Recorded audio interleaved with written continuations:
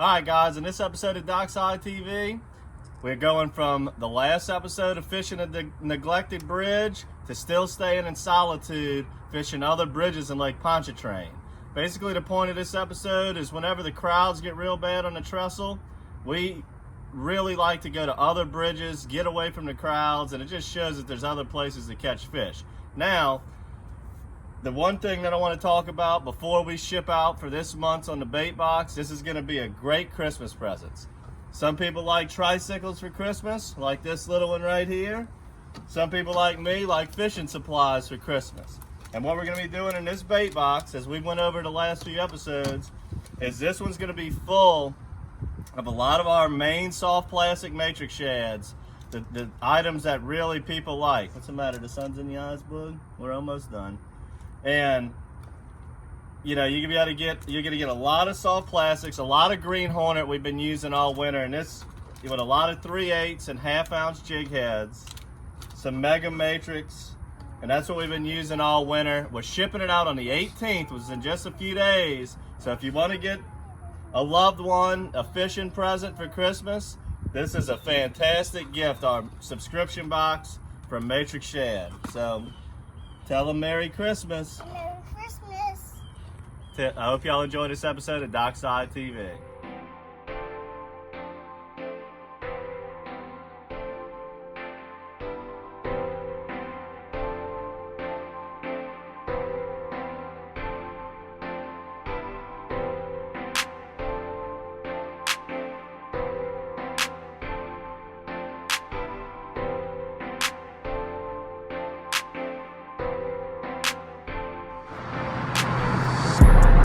There he is.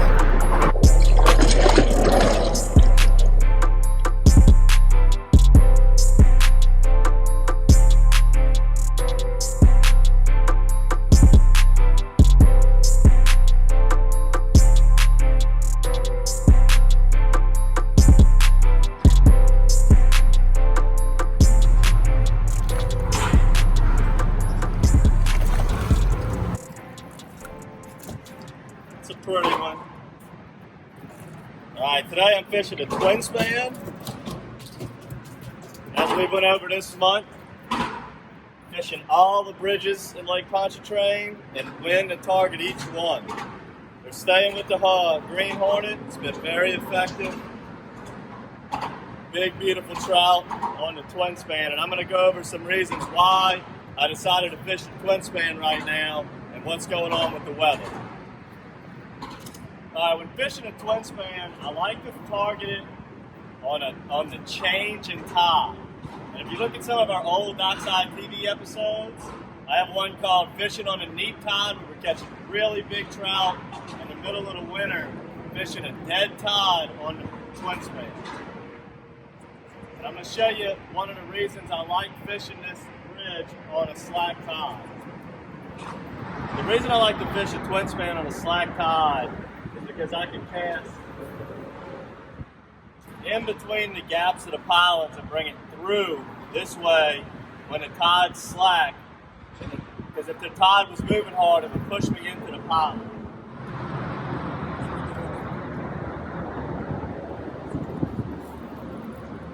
There he is. Oh, missed it.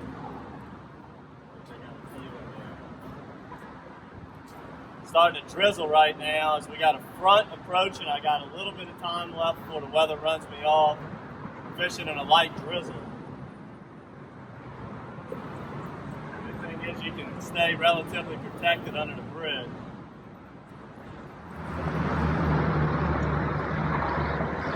There he is, right in between them poles. This is either a big trout or a red. I feel that head shaking. I'm gonna say this is a really nice trout. I don't know. It might be a red. Trout should have came and shook his head by now.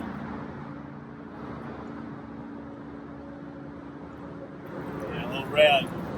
We'll take him up. This one for the grease.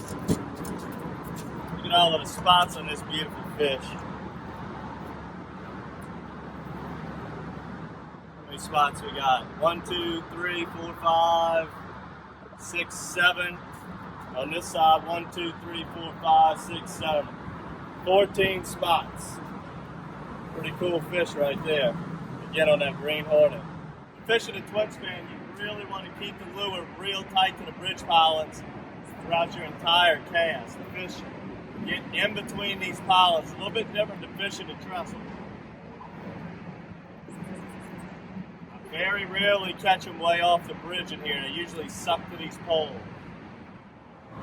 On real slick, calm days like we have right now, when the tide goes to change, it can take a long time to actually flop over when fishing Lake Pontchartrain. This is a really good situation to be able to fish this section of the twin span and wait for that tide to start really moving.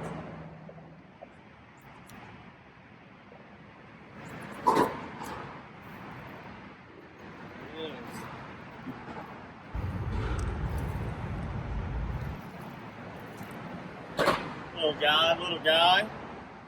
They're kind of mixed up in here. You get a 2-pounder and you get a throwback. This bridge, don't be surprised if you bump into one 22, 24 inches. They definitely have them. Once you work a set of poles and you slip that lure through each crevice, turn that trolling motor to the next set. Boat positioning is key to fishing Highway 11, the Causeway, the Trestle. Those 3 bridges, it's all about boat positioning and sweeping that lure in the exact perfect angle.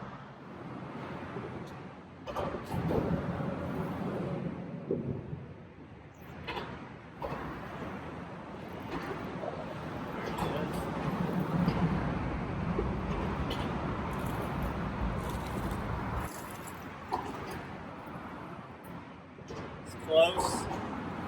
Well, I keep missing them. They got some little ones in there.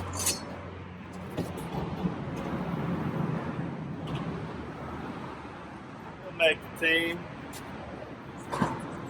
Just like all of the bridges, you're going to be bouncing it on the bottom. That part of the technique stays the same. We're using a 3/8 or a 1/2 ounce, just like we talked about on the other bridges. But again, on this bridge, you throw up underneath it and you get it real tight to the bridge pilings and you bring it through and you get to sweep it left and right, and you want to try to find the pattern of where the fish are hanging each day.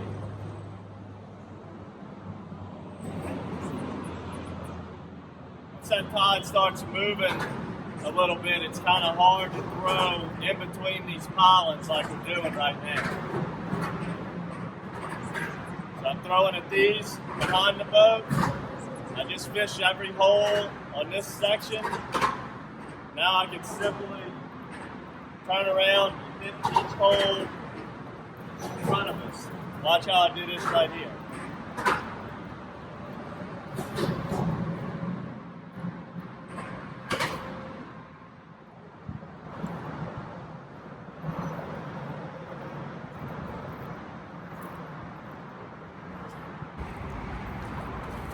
Right there.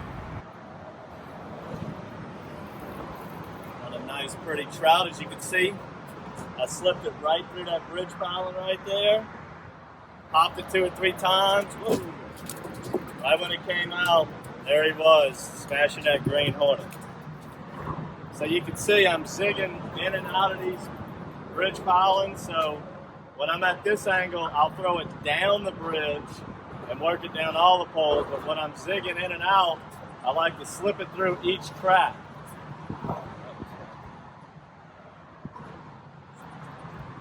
I like to slip it through each little section. Pull my skirt down there.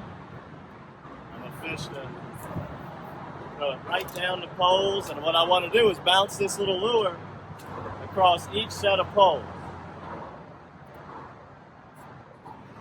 So now that I'm going underneath the bridge again, I'm going to make little short casts with a 3/8 or a 1/2 ounce golden eye right in between the bridge poles, and I'm going to just slip it through each little hole. This is a Great place to fish when you're waiting on the tide to change. Man,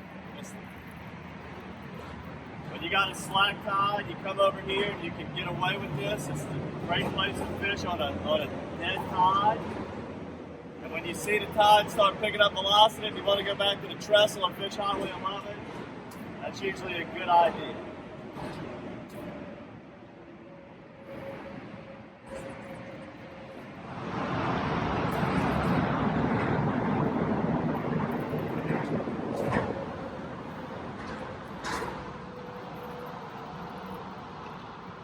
Show you a little trick when they're short striking like they are right now. I bite about a 1/4 inch off the head of that matrix shad, shorten it up a little bit, re-thread it back on. A lot of times that'll get more hook sets for you. Sometimes they really just short strike it, you miss a lot of fish. As you can see in the background, we're fishing against time right now. We're fishing right before a big cold front's about to hit. Got the small line approaching, starting to pop up some pretty heavy rain, but this is when them fish are really triggered right before a front hit, so we wanted to get out here and get some time in. Temperatures are going to really drop in the next couple days. Let's see if we can put a few in the boat before this front comes.